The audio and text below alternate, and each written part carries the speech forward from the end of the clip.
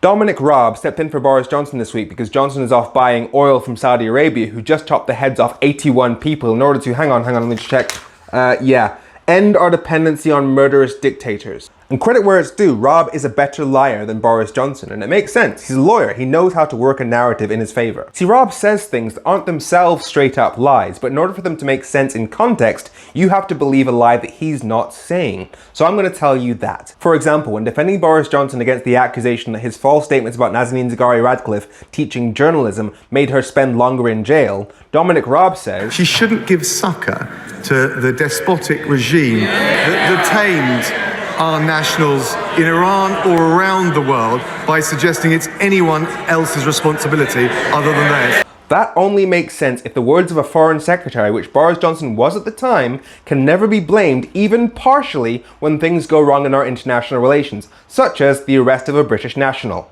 And when Angela Rayner pointed out that according to the Times, Boris Johnson partied with Evgeny Lebedev, the son of a former KGB agent of the Russian state, was warned that this was a security risk and then made him a member of the House of Lords, Dominic Raab said, "All individuals nominated for a peerage are done so in recognition of what their contribution is to society." That implies that all Lords appointments are completely unbiased and don't take into account the personal interests of the Conservative Party, even though the most recent appointments are pretty much a who's who of the Brexit Leave campaign. That includes those of Russian origin who contribute brilliantly to our nation, many of whom in this country are critics of the Putin regime. Not so subtly implying that Angela Rayner was just being racist against Russians and that the security services had no reason to suspect that he might have positive links to Putin, even though, as I just said, son of a former KGB agent.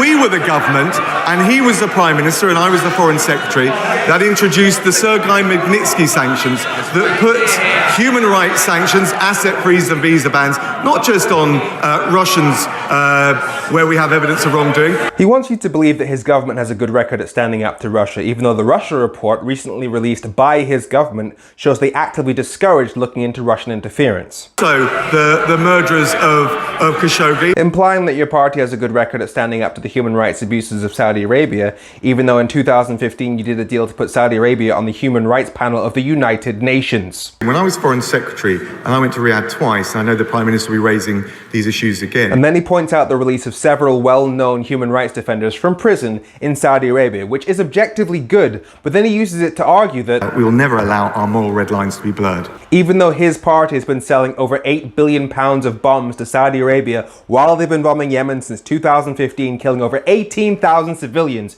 you can't claim to be morally clean after that. See, Dominic Raab doesn't have to say anything that's objectively untrue. He'll just lay the seed, and that seed will grow into a lie the more you think about it. Boris Johnson tells lies, Raab just plants them.